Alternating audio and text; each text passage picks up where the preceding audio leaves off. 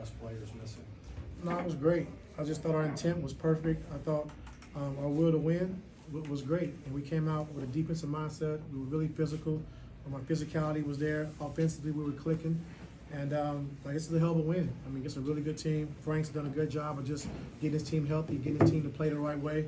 And to come in here when the team's been playing so well, like I said, without James and without Kawhi, it's a huge win for us, you know. And so, you know, we're playing for that 4th seed, and for our guys to lay it out on the line like they did tonight, I mean, it just showed a lot about our character and a lot about our team. But like I told them, like, you know, we don't have 2 of our best players, but no matter how you win, just win. And so Frank did a good job adjusting, going small in the second half.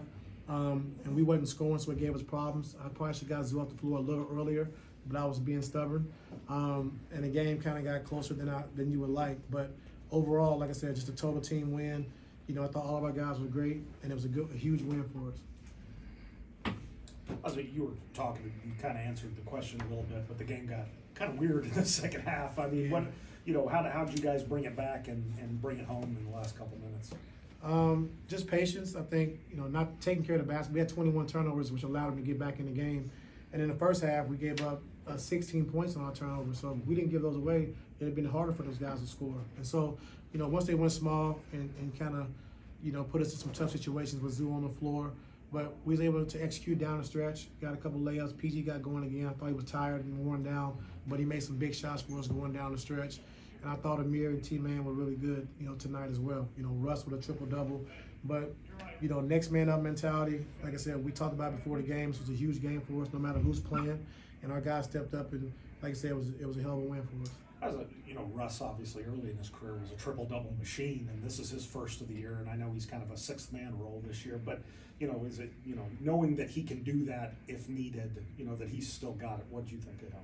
I mean, he's going to bring that energy every night, you know, and so he's been producing for us off the bench. He produced for us last year as a starter. You know, he just does it all. And so when you need that energy, you need that toughness, you need a guy to defend, rebound the basketball every single night, not 45 games, not 62 games, every single night, then Russ is the guy you call him. Ty, you mentioned Phoenix going small in the second half really hurt you guys. Is this something when you look towards the postseason that a night like tonight, you can see it early? And I have something for them.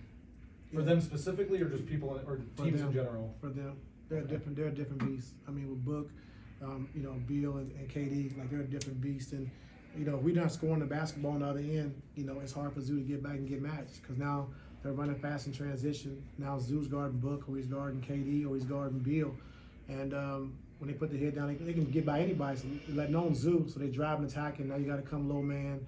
Now you got to X out. Now you're in rotations the whole time. And so, like I said, I was just a little stubborn, went a little too long, I think, with Zoo, you know, at the 5. And Royce O'Neal came in and hit a couple shots as well, so give him credit. But with that being said, I ain't going to take away from our guys and what we did tonight, so it was huge for us. Ty, speaking of the postseason, we talked before the game about you're not going to let up now. You did clinch the top 5 spot, but not home field advantage or home court advantage. Is that still the mindset that you still have some work to do? Yeah, for sure. I mean, our fans have been great all year long, and we've been through some tough times. We've been through some great times, and our fans have been behind us 100%. And we know when the playoffs start, we want to have home court in front of our great fans and lay it out on the line, you know. And so we're excited about that. We're excited for the opportunity, but you know, one more game to solidify that 4 seed, and we'll go from there. What is it about how Russ played that unlocks a guy like Terrence? You just saw him get the kind of buckets, especially even down the end, that last cut dunk when Russ, I thought, drawed the team way out. Like, what is it about those 2 guys playing so well together? Just the energy. The timing is great together. You know, when Russ penetrates, T-Man's always in the right spot, ready to cut and make the right play. And that's the first time we played small, really, without Kawhi on the floor. You know, so that was a little different for us. You know, as far as the rebounding, the defending, be able to, you know, draw a mismatch and put 2 on the ball when they double team.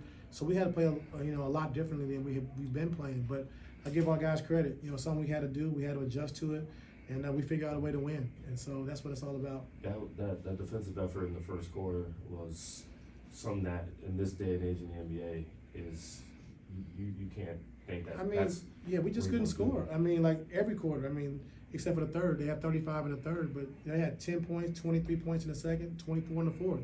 You know, so we were defending at a high level, in that third quarter, like I said, they went small, which Frank did a great job of just, changing the game and put us in some tough positions and scored 35 in that third quarter. But to hold this team to 92 points with all the firepower they have just says a lot about, our mentality and how we're trying to build going forward, going into the playoffs. I was going to just say, like, because of how extreme that first quarter was, I mean, Frank had to call 3 timeouts in the first quarter alone. Like, what are you saying to your guys in those timeouts early in the game? You see the scoreboard, you see how things are. And you say last week, 48 minutes is this team's challenge. Like, what are you saying in those early timeouts to keep them going?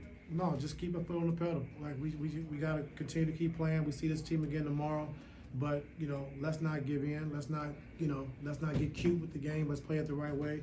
And I just thought our turnovers really hurt us, allowed them to get out in transition and get some easy baskets. But our half-court defense was really, really good, and so that was something that was good to see. But you can't turn the ball over 21 times against a team like this, But like I said, overall, just defensively, outside that third quarter, when we turned the ball over a lot, they got out in transition. I thought our guys really did a good job. I had some real quick.